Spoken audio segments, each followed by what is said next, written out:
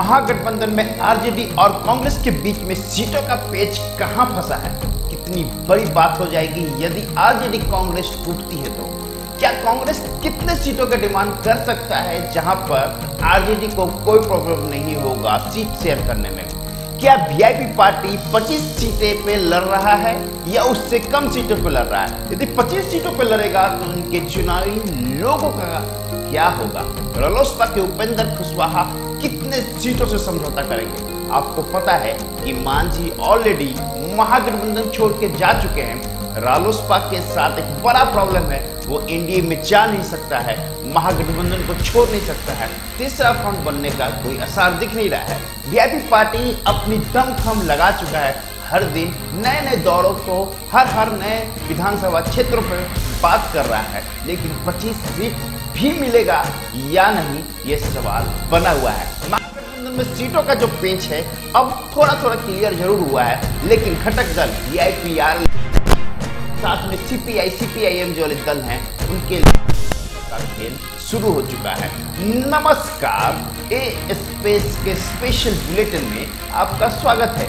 बिहार विधानसभा चुनाव का बिगुल बज चुका है। बिहार में इस वक्त जो राजनीति चल रही है, दोनों गुट मतलब एनडीए और यूपीए, मतलब कि एनडीए मतलब बीजेपी जेडीयू एलजेपी के और हिंदुस्तानी आवाम पार्टी और महागठबंधन जिसमें कांग्रेस है, आरजेडी है, आरएलएसपी है, वीआईपी पार्टी है, सीपीआई है, सीपीआईएम है, तमाम इन राजनीतिक दलों के बीच में सीटों की खींचातानी शुरू हो चुकी है। लेकिन बिहार विधानसभा चुनाव अपने तय से समय पर ही होगा और रोचक भी होते जा रहा है। चलिए हम महागठबंधन के सीटों का समीकरण बताएंगे जो हमें सोर्सों से पता चला है। वीआईपी पार्टी का क्या होगा वो तो वक्त बताएगा। आरएलएसपी कितने सीटों से संतोष करेगा ये भी आपको वक्त बताएगा। सीपीआई सीपीआईएम क्या आरजेडी और कांग्रेस के एक प्लेटफॉर्म पे आने को तैयार हैं तो ये भी आपको समय बताएगा। लेकिन यहाँ पे एक चीज क्लियर है कि आरजेडी के तेजस्वी ही मुख्यमंत्री बनेंगे चाहे जो भी हो जाए।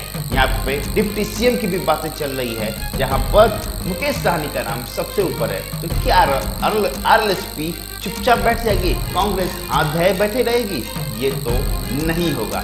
तो चलिए बिहार विधानसभा चुनाव का बिगुल बजाते हुए आपको लालू परिवार के बारे में थोड़ा बता देते हैं। इस वक्त तेजस्वी और तेज प्रताप के बीच में सीटों का खींचतान चल रहा है। 18 सीटों का डिमांड कर चुके हैं तेज प्रताप तेजस्वी से। अब देखिए क्या होता है। मीसा भारती भी 11 सीटों की बात कर रही हैं, जहां पे वो अपने कैंडिडेट को लालू प्रसाद को जेल में अब इस तरह से रखा गया है कि आप सबसे नहीं मिल सकते हैं।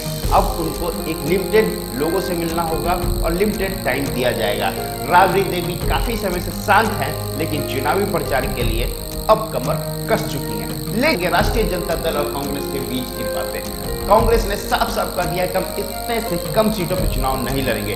2015 के चुनाव में साफ कांग्रेस 40 सीटों पर चुनाव और इस वक्त वो 81 सीटों का डिमांड किया है। लेकिन हमें सोर्सों से पता चला है कि कैलकुलेशन के हिसाब से सीटें कम कर रहा है और वो कह दिया है आरजेडी को कि आपको इतनी सीटें दे रहे हैं, इतने सीटों में चुनाव लड़ाइए और अपने से लड़िए या घटक दलों के साथ लड़ना है, ये आपकी रिस्पॉन्सिबिलिटी होगी।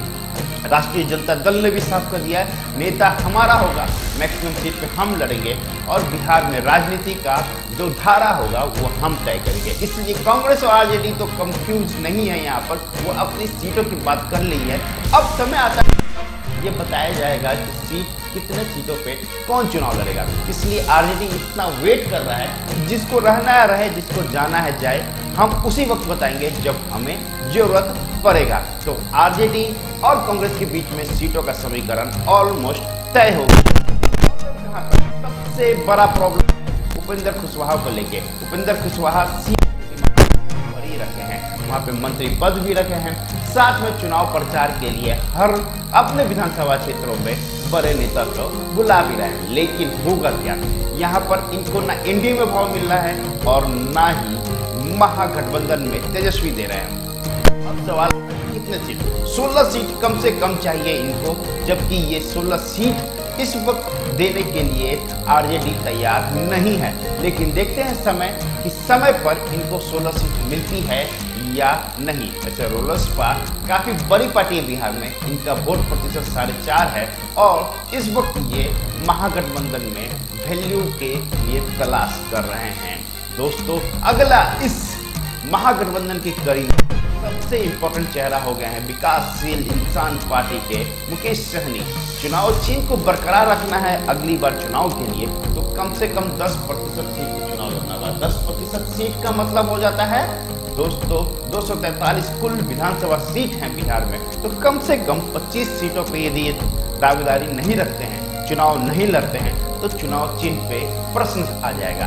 दूसरा, हर दिन ये किसी न किसी विधानसभा क्षेत्र का मीटिंग कर रहे हैं और उस हिसाब से कितने सीटों पर चुनाव लड़ेंगे ये भी क्लियर नहीं है, लेकिन ये अपनी लिस्ट दे चुके हैं तेजस्वी को और कांग्रेस को 25 सीट से कम पे चुनाव नहीं लड़ेंगे और इनकी तैयारी भी जबरदस्त है। 6 पार्टी बनाया और काफी मजबूत स्थिति में पहुंच चुके हैं और इस वक्त इनका वोट प्रतिशत करीब महादलित जोड़ लिया जाए तो 15% के आसपास है और 15% को आप नजरअंदाज बिहार की राजनीति में कम से कम तो नहीं कर सकते हैं। इस वक्त तो 2020 के मिशन में मुकेश सहनी सबसे आगे हैं। यदि आरजेडी को कॉम्प्रोमाइज करना होगा तो सीट इन्हीं को दे सकते हैं और किसी को नहीं देने को तैयार है दोस्तों। तो ये मुकेश सहनी की मिशन थी, लेकिन अब बात करते हैं सीपीआई सीपीएम की। CPI CPM already Congress RJD के सामने 52-53 सीटों की अपनी सूची दे चुका है और इस सूची के हिसाब से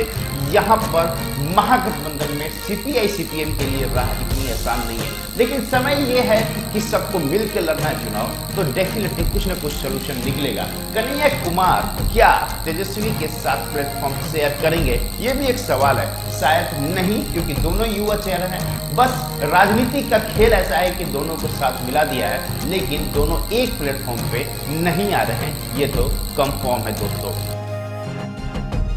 दोस्तों जैसे कि हमने सबसे बताया कि कांग्रेस यहाँ पे 55 सीटों पर चुनाव लड़ेगा और आरजेडी 140 सीटों पर, और जिस तरह से वो क्षेत्रीय दलों का दबदबा अपने में मिलाना चाहता है ये सही भी है, क्योंकि हिंदुस्तान आवाम पार्टी पहले भी बीजेपी के लिए काम कर चुका है, रोसपा भी बीजेपी के लिए काम कर चुका है और वीआईपी पार्टी के मुकेश सहनी भी बीजेपी के साथ काफी समय तो राजनीतिक दल में ये बिहार विधानसभा चुनाव में ये तिकड़ी जरूर बनना चाहता है कि कांग्रेस और आरजेडी अपने खेलों को डिस्ट्रॉय नहीं करें। यदि क्षेत्रीय दल को ज्यादा सीट दिया जाएगा तो डेफिनेटली वो काफी मजबूत हो जाएंगे और बीजेपी कभी उनको तोड़ सकता है। तो दोस्तों ये तो 243 में से 55 सीट कांग्रेस के खाते में जा रहा है और 140 सीट आरजेडी के कांग्रेस में आरजेडी के खाते में जा रहा है। लेकिन अब बात आती है वीआईपी पार्टी की, रोसपा की, झारखंड मुक्ति मोर्चा की, सीपीआई सीपीएम की, तो यहाँ पर क्या होता है 243 में से 55 कांग्रेस लड़ रहा है, 140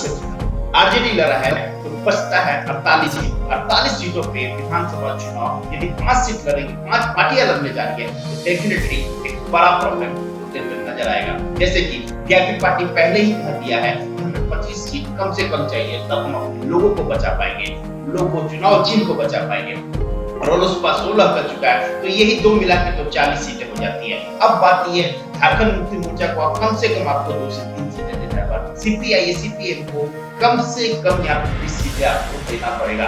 तो कैसे एडजस्ट होगा ये तो समय बताएगा, लेकिन 55 सीट कांग्रेस नहीं घसकेगा। 140 में से 10 सीट और यदि आरजेडी दे भी दे तो 58-60 सीटें होती है, तो 58-60 सीटों में इन 5 पार्टियों को समय बचाया जा सकता है, ये तो हो सकता है। अब यहाँ पर जो समीकरण बन रही है, हमें सोर्स से जो पता चला है कि 50 सीटों तक कांग्रेस को दिया जाएगा, 50 से 51 सीट कांग्रेस को जरूर दिया जाएगा। 135 के आसपास हो सकता है कि आरजेडी लड़े, बाकी 60 सीट इनके कोटे में जा सकता है, जिसमें वीआईपी पार्टी रोसपा आ जाती है, झारखंड मुक्ति मोर्चा, सीपीआई सीपीएम आती है, तो इनको एडजस्ट उतने सीटों में किया जाएगा दोस्तों। 2020 विधानसभा चुनाव बिहार का एक आंख खोलने वाला होगा। आप अपने हिसाब से अपने कैंडिडेट को जिताइएगा, उसी कैंडिडेट को जिताइएगा जो आपके क्षेत्र में काम करता है दोस्तों। ये बिहार विधानसभा चुनाव में अपनी पहचान बचाने के लिए बताया जाएगा दोस्तों ये वीडियो आपको कैसा लगा प्लीज कमेंट बॉक्स में अपडेट कीजिएगा, लाइक कीजिए, शेयर कीजिए, सब्सक्राइब कीजिए, बेल आइकन को जरूर प्रेस कीजिएगा। हमारे नई वीडियो नोटिफिकेशन आपको जरूर मिले दोस्तों। मिलते हैं किसी नए टॉपिक के साथ, तब तक के लिए जय बिहार।